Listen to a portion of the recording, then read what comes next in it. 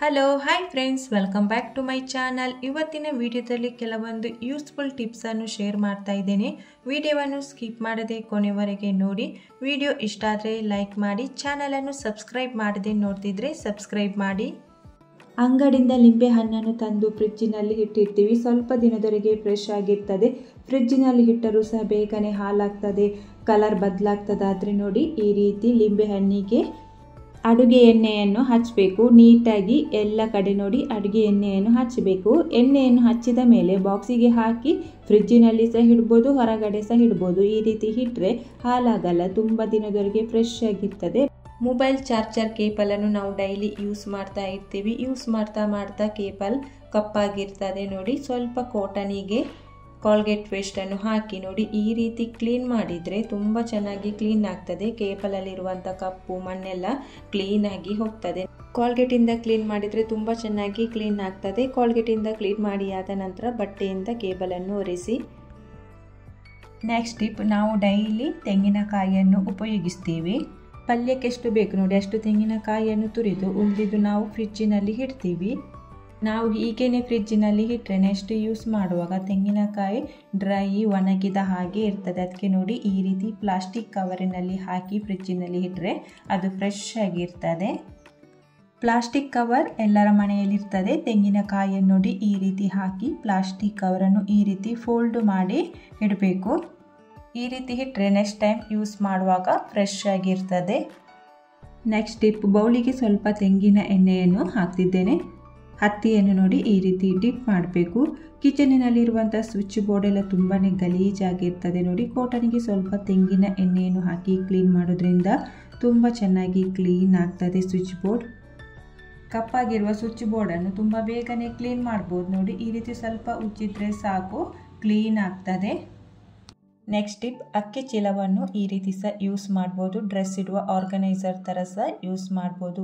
ಅಕ್ಕಿ ಚೀಲ ಸೈಡಿಗೆ ಮತ್ತು ಕೆಳಗೆ ಕಟ್ ಮಾಡಿ ಓಪನ್ ಮಾಡಬೇಕು. ಹೆಚ್ಚು ದಪ್ಪ ಇರುವಂಥ ಅಕ್ಕಿ ಚೀಲ ತಗೊಂಡ್ರೆ ಸ್ವಲ್ಪ ಹೆಚ್ಚು ದಿನ ಬಾಳಿಕೆ ಬರ್ತದೆ ನೋಡಿ. ಈ ರೀತಿಯಾಗಿ ಕಟ್ ಮಾಡಿದ ನಂತರ ನೋಡಿ ಓಪನ್ ಮಾಡಬೇಕು. ಯಾವ ಅಕ್ಕಿ ಚೀಲ ಸಹ ಆಗ್ತದೆ ನೋಡಿ. ಈ ಥರ ಎಕ್ಸ್ಟ್ರಾ ಸೈಡಿಗೆಲ್ಲ ಇರೋದನ್ನೆಲ್ಲ ಕಟ್ ಮಾಡಬೇಕು. ಎಕ್ಸ್ಟ್ರಾ ಎಲ್ಲ ಚೀಲ ಇರ್ತದೆ ನೋಡಿ, ಅದನ್ನೆಲ್ಲ ಕಟ್ ಮಾಡಿ ಒಂದೇ ಲೆವೆಲಿಗೆ ಕಟ್ ಮಾಡಿ ಇಟ್ಟಿದ್ದೀನಿ ನೋಡಿ. ಈ ಥರ ಒಂದೇ ಲೆವೆಲಲ್ಲಿ ಇರಬೇಕು. ಕಟ್ ಮಾಡಿದ ಮೇಲೆ ಒಂದು ಸಲ ಈ ಥರ ಚೆಕ್ ಮಾಡಿ ನೋಡಿ, ಸರಿಯಾಗಿ ಕಟ್ ಆಗಿದೆ, ಲೆವೆಲ್ ಎಲ್ಲ ಕರೆಕ್ಟ್ ಆಗಿದೆಯಾ ಅಂತ ನೋಡಿ. ಈ ಥರ ಕಟ್ ಮಾಡಿ ನಂತರ ಮನೆಯಲ್ಲಿ ಯಾವುದಾದ್ರೂ ವೇಸ್ಟ್ ಬ್ಲೌಸ್ ಪೀಸ್ ಆಗಿರ್ಬೋದು ಅಥವಾ ವೇಲ್ ಆಗಿರ್ಬೋದು, ಸಾರೀಸ್ ಆಗಿರ್ಬೋದು ನೋಡಿ, ಎಷ್ಟು ಬೇಕು ನೋಡಿ ಅಷ್ಟು ಈ ರೀತಿ ಕಟ್ ಮಾಡಬೇಕು. ಮನೆಯಲ್ಲಿ ಎಕ್ಸ್ಟ್ರಾ ಬ್ಲೌಸ್ ಪೀಸ್ ಇರ್ತದಲ್ಲ, ಅದರಲ್ಲಿ ಸಹ ನೋಡಿ ಈ ರೀತಿ ಹೊಲಿಸ್ಬೋದು ನೋಡಿ. ಈ ರೀತಿ ಸ್ವಲ್ಪ ಎಕ್ಸ್ಟ್ರಾ ಇರಬೇಕು. ಬಟ್ಟೆ ಮೇಲೆ ಚೀಲವನ್ನು ಹಾಕಿ ತೋರಿಸ್ತಿದ್ದೀನಿ ನೋಡಿ. ಈ ರೀತಿ ಚೀಲ ಸ್ವಲ್ಪ ಚಿಕ್ಕದಿರಬೇಕು, ಬಟ್ಟೆ ಸ್ವಲ್ಪ ದೊಡ್ಡದಿರಬೇಕು. ನಂತರ ನೋಡಿ ಈ ರೀತಿ ಫೋಲ್ಡ್ ಮಾಡಿ ಸ್ಟಿಚ್ ಮಾಡಲಿಕ್ಕಿದೆ. ಚೀಲಕ್ಕಿಂತ ಬಟ್ಟೆ ಸ್ವಲ್ಪ ದೊಡ್ಡದಿದ್ದಾಗ ನೋಡಿ ಈ ರೀತಿ ಫೋಲ್ಡ್ ಮಾಡಿ ಸ್ಟಿಚ್ ಮಾಡಿದಾಗ ಫಿನಿಶ್ ಕರೆಕ್ಟಾಗಿ ಬರ್ತದೆ. ನಂತರ ನೋಡಿ ಈ ರೀತಿ ಫೋಲ್ಡ್ ಮಾಡಿ ಸ್ಟೆಪ್ಲರ್ ಪಿನ್ ಹಾಕ್ತಾ ಇದ್ದೇನೆ. ಮಿಷನ್ ಇದ್ದರೆ ಮಿಷನಲ್ಲಿ ಸಹ ಸ್ಟಿಚ್ ಮಾಡ್ಬೋದು ಅಥವಾ ಕೈಯಿಂದ ಸಹ ಸ್ಟಿಚ್ ಮಾಡ್ಬೋದು ನೋಡಿ. ಫುಲ್ ಈ ರೀತಿ ಫೋಲ್ಡ್ ಮಾಡಬೇಕು. ವಿಡಿಯೋದಲ್ಲಿ ತೋರಿಸ್ತಿದ್ದೆ ನೋಡಿ, ಅದೇ ರೀತಿ ಫೋಲ್ಡ್ ಮಾಡಿ ಸ್ಟಿಚ್ ಮಾಡಬೇಕು. ನಾನು ಫುಲ್ಲು ಕೈಯಲ್ಲೇ ಸ್ಟಿಚ್ ಮಾಡ್ತಾ ಇದ್ದೇನೆ. ನಮ್ಮ ಮನೆಯಲ್ಲಿ ಮಿಷನ್ ಇಲ್ಲ, ಹಾಗಾಗಿ ನೋಡಿ ಈ ರೀತಿ ನಾನು ಕೈಯಲ್ಲೇ ಫುಲ್ಲು ಸ್ಟಿಚ್ ಮಾಡ್ತಾ ಇದ್ದೇನೆ. ಹೀಗೆ ಚೀಲಕ್ಕೆ ಫುಲ್ ನೋಡಿ ಬಟ್ಟೆಯನ್ನು ಫೋಲ್ಡ್ ಮಾಡಿ ಸ್ಟೆಪ್ಲರಿಂದ ಪಿನ್ ಮಾಡಿ ನಂತರ ಈ ರೀತಿ ಸ್ಟಿಚ್ ಮಾಡಿದರೆ ತುಂಬ ಸುಲಭ ಆಗ್ತದೆ. ಅದು ಫೋಲ್ಡಲ್ಲೇ ಇರ್ತದೆ ನೋಡಿ. ಈ ರೀತಿ ಈಸಿಯಾಗಿ ನಂತರ ಸ್ಟಿಚ್ ಮಾಡ್ಬೋದು ನೋಡಿ. ಈಗ ನಾನು ಫುಲ್ಲು ಕವರಿಗೆ ಸ್ಟಿಚ್ ಮಾಡಿದ್ದೆ ನೋಡಿ. ಸ್ಟಿಚ್ ಮಾಡಿ ಆದ ನಂತರ ತೋರಿಸ್ತಿದ್ದೇನೆ ನೋಡಿ. 4 ಸೈಡ್ ಸಹ ನಾನು ಕೈಯಲ್ಲೇ ಸ್ಟಿಚ್ ಮಾಡಿದ್ದು ನೋಡಿ. ಈ ರೀತಿ ಬಟ್ಟೆಯನ್ನು ಡಬಲ್ ಫೋಲ್ಡ್ ಮಾಡಿ ನೋಡಿ ಸ್ಟಿಚ್ ಮಾಡಿದ್ದೀನಿ ನೋಡಿ. ಈ ರೀತಿ ಮಾಡಿದರೆ ಕರೆಕ್ಟಾಗಿ ಬರ್ತದೆ ನೋಡಿ. ಬ್ಲೌಸ್ ಪೀಸ್ ಇದು ಎಲೆ ದಾರ ಇರ್ತದೆ ನೋಡಿ, ಡಬಲ್ ಫೋಲ್ಡ್ ಮಾಡಿ ಸ್ಟಿಚ್ ಮಾಡಿದರೆ ಕರೆಕ್ಟಾಗಿ ಬರ್ತದೆ. 4 ಸೈಡ್ಸ್ ಸಮವಾಗಿರಬೇಕು, ಆಗ ಬ್ಯಾಗ್ ತುಂಬ ಚೆನ್ನಾಗಿ ಬರ್ತದೆ. ಬ್ಯಾಗನ್ನು ಈ ಥರ ಉಲ್ಟಾ ಹಾಕಿ ಸ್ಟಿಚ್ ಮಾಡಿದ್ದು ಕ್ಲೋತ್ ಇದೆ ನೋಡಿ, ಅದು ಒಳಗೆ ಇರಬೇಕು ನೋಡಿ. ಫೋಲ್ಡಿಂಗ್ ಇರುವ ಜಾಗ ನಮ್ಮ ಕಡೆ ಇರಬೇಕು.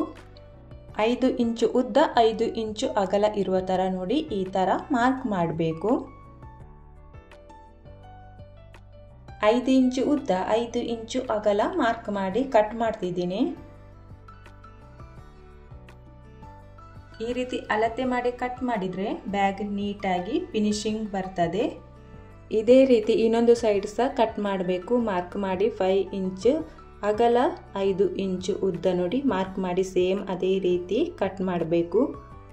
ಅಳತೆ ಮಾಡಿ ಕಟ್ ಮಾಡಿದರೆ ಬ್ಯಾಗಿದು ಶೇಪ್ ಕರೆಕ್ಟಾಗಿ ಬರ್ತದೆ ನೋಡಿ. ಈ ರೀತಿ ಅಳತೆ ಮಾಡಿ 2 ಸೈಡ್ ಸಹ ಕಟ್ ಮಾಡಬೇಕು. ಬ್ಯಾಗ್ ನೋಡಿ ಕಟ್ ಮಾಡಿ ಆಗಿದೆ 2 ಸೈಡ್ ಸಹ. ಈಗ ಸ್ಟಿಚ್ ಮಾಡಬೇಕು ನೋಡಿ. ನಾವು ಕಟ್ ಮಾಡಿದ್ದೇವಲ್ಲ 5 ಇಂಚ್ ಇಟ್ಟು ಅಲ್ಲಿ ಸ್ಟಿಚ್ ಮಾಡಲಿಕ್ಕಿಲ್ಲ ನೋಡಿ. ಇಲ್ಲಿ ಈ ಸೈಡ್ ಮತ್ತು ಆ ಸೈಡ್ 2 ಸೈಡ್ ಸಹ ಸ್ಟಿಚ್ ಮಾಡಬೇಕು. ಫಸ್ಟಿಗೆ ಸೈಡ್ ಸ್ಟಿಚ್ ಮಾಡಬೇಕು. ನಂತರ ನೋಡಿ ಇಲ್ಲಿ ಈ ಥರ ನೋಡಿ ಈ ಥರ ಫೋಲ್ಡ್ ಮಾಡಿ ನಂತರ ಇಲ್ಲಿಗೆ ಈ ಥರ 2 ಸೈಡ್ ಸಹ ಸ್ಟಿಚ್ ಮಾಡಬೇಕು. ಈಗ ನಾನು ನಿಮಗೆ ಸ್ಟಿಚ್ ಮಾಡಿ ತೋರಿಸ್ತಾ ಇದ್ದೇನೆ ನೋಡಿ. 2 ಸೈಡ್ ಸಹ ನೋಡಿ ಅದೇ ರೀತಿಯಾಗಿ ನಾನು ಸ್ಟಿಚ್ ಮಾಡಿದ್ದೇನೆ. ಈಗ ಬ್ಯಾಗ್ ರೆಡಿಯಾಗಿದೆ. ಕಟ್ ಮಾಡಿ ಉಳಿದಿದೆ ನೋಡಿ. ಇದನ್ನು ಈ ಥರ ಫೋಲ್ಡ್ ಮಾಡಿ ಸ್ಟಿಚ್ ಮಾಡಬೇಕು. ಇದನ್ನು ಬ್ಯಾಗಿದು 2 ಸೈಡ್ ಸಹ ನೋಡಿ ಈ ಥರ ಸ್ಟಿಚ್ ಮಾಡಬೇಕು. ಬ್ಯಾಗ್ ಹಿಡ್ಕೊಳ್ಳಿಕ್ಕೆ ಈಸಿ ಆಗ್ತದೆ. ಪ್ಲಾಸ್ಟಿಕ್ ಫ್ಲವರನ್ನು ನೋಡಿ ಈ ಥರ ನಾನು ಸ್ಟಿಚ್ ಮಾಡಿದ್ದೇನೆ. ಚೆಂದ ಕಾಣ್ತದೆ ಅಂತ ನೋಡಿ. ಎಷ್ಟು ಚೆಂದ ಕಾಣ್ತಿದೆ ನೋಡಿ. ಬ್ಯಾಗ್ ರೆಡಿಯಾಗಿದೆ. ಬ್ಯಾಗ್ ಒಳಗಡೆ ನೋಡಿ ಎಷ್ಟು ಫೇಸ್ ಇದೆ ನೋಡಿ. ಒಂದು ರಟ್ಟನ್ನು ಕಟ್ ಮಾಡಿ ಇಟ್ಟಿದ್ದೀನಿ ನೋಡಿ. ಈ ಥರ ನಾವು ಡ್ರೆಸ್ಸನ್ನು ಜೋಡಿಸಿ ಇಡ್ಬೋದು. ತುಂಬ ಚೆಂದ ಕಾಣ್ತದೆ ನೋಡಿ. ಈ ಥರ ಇರುವಂಥ ಬಾಕ್ಸಿನಲ್ಲಿ ಸಹ ಡ್ರೆಸ್ ಆರ್ಗನೈಸರನ್ನು ರೆಡಿ ಮಾಡ್ಬೋದು.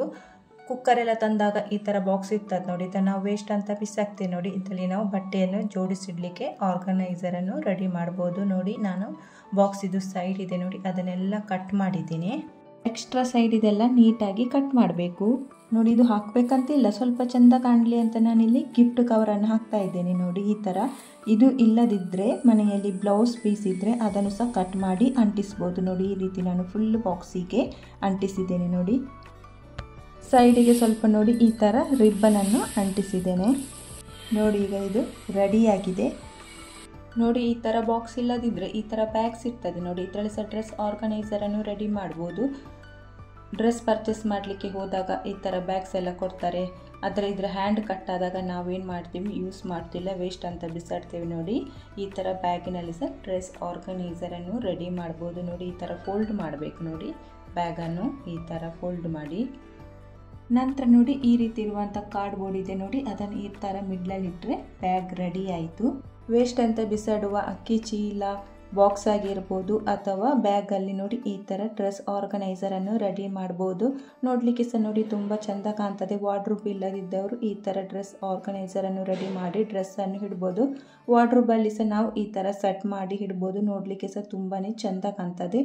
ಎಷ್ಟು ಬಟ್ಟೆ ಇದ್ರೂ ಸಹ ನೋಡಿ ಈ ಥರ ಜೋಡಿಸಿ ಇಡ್ಬೋದು. ಅಕ್ಕಿ ಚೀಲ ಬಾಕ್ಸ್ ಬ್ಯಾಗನ್ನು ನೋಡಿ ಈ ಥರ ಸಹ ರೀಯೂಸ್ ಮಾಡಬಹುದು. ಈ ಥರ ಆರ್ಗನೈಸ್ ಮಾಡಿ ವಾರ್ಡ್ರೋಬಲ್ಲಿ ಇಟ್ಟರೆ ಎಲ್ಲ ಡ್ರೆಸ್ ಒಂದೇ ಕಡೆ ಸಿಗ್ತದೆ. ಕೆಲವೊಮ್ಮೆ ನಾವು ಒಂದೊಂದು ಡ್ರೆಸ್ ಒಂದೊಂದು ಕಡೆ ಇಟ್ಟು ಹುಡುಕಬೇಕಾಗ್ತದೆ ನೋಡಿ. ಲೆಗ್ಗಿನ್ಸ್ ಆಗಿರ್ಬೋದು, ಟಾಪ್ ಆಗಿರ್ಬೋದು ನೋಡಿ ಈ ಥರ ಸೆಟ್ ಮಾಡಿಟ್ರೆ ಈಸಿಯಾಗಿ ಸಿಗ್ತದೆ. ನೋಡಲಿಕ್ಕೆ ಸಹ ತುಂಬಾ ಚೆಂದ ಕಾಣ್ತದೆ. ಇವತ್ತಿನ ಈ ವಿಡಿಯೋ ನಿಮ್ಗೆ ಇಷ್ಟ ಆದರೆ ಲೈಕ್ ಮಾಡಿ. ಚಾನಲನ್ನು ಸಬ್ಸ್ಕ್ರೈಬ್ ಮಾಡದೆ ನೋಡ್ತಿದ್ರೆ ಸಬ್ಸ್ಕ್ರೈಬ್ ಮಾಡಿ. Thank you for watching.